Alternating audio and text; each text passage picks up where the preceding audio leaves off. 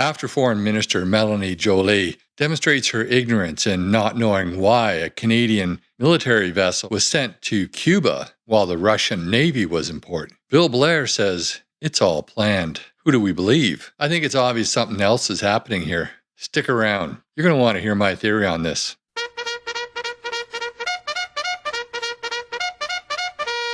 According to the biggest incompetent yes man who's ever been a minister in any government anywhere, talking about Bill Blair, he thought it was a good idea to send a Canadian military vessel to Cuba when the Russian Navy was in the area conducting exercises. And he wants us to believe that it's to celebrate the bilateral agreement that our country has with a brutal dictatorship. So either he didn't know that the Navy of a hostile government, a government which we are effectively in a proxy war against, had their Navy in Cuba, or something else is happening. I believe that Bill Blair and the Canadian Navy commanders who sent that ship to Cuba knew that the Russian Navy would be in town. And I think they did it for a very strategic reason, but not the reason that they're leading us to believe. Now, I have no proof of this, but I believe that Bill Blair was acting under the direction of Justin Trudeau. It's kind of been his MO. And I believe that Justin Trudeau was acting under the direction of whoever is running the United States. It certainly isn't Biden,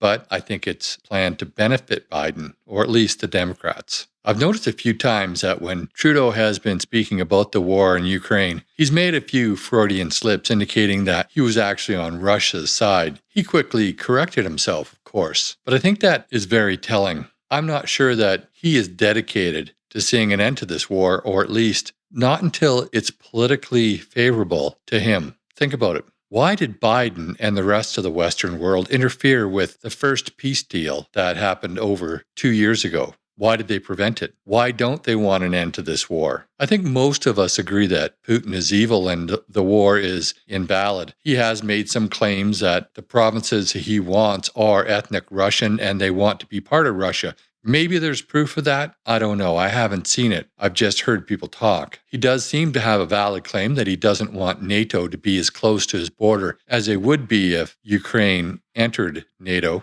And he does seem to have a valid claim that there was an agreement that NATO would not move that far east. But all that aside, if he's offering to come to the negotiating table, if he's offering to put a deal on the table, why isn't the West at least sitting down with him? Over the weekend, they held a conference in Switzerland, a peace conference, but Putin wasn't invited. How do you negotiate peace when one of the parties isn't even at the table? And Putin did make a peace offer. It was just rejected out of hand. Or was it? This weekend, we also saw that ship, that Canadian ship, go to Cuba, where Russian ships were in port. A little curious. I'm calling BS on Bill Blair's explanation for that. Now, I have no proof, but just consider this. What if that Canadian vessel had transported a high-ranking official from the United States or maybe several high-ranking officials from countries all over the world? And what if they met with Russian high-ranking officials? And what if the purpose of that trip was to negotiate a peace deal? It would be perfect timing. While most of our leaders were in Italy and then Switzerland, and Putin was in Russia, and we have this plausible deniability, this excuse of a celebration of bilateral cooperation with Cuba. It's perfect cover for a negotiation.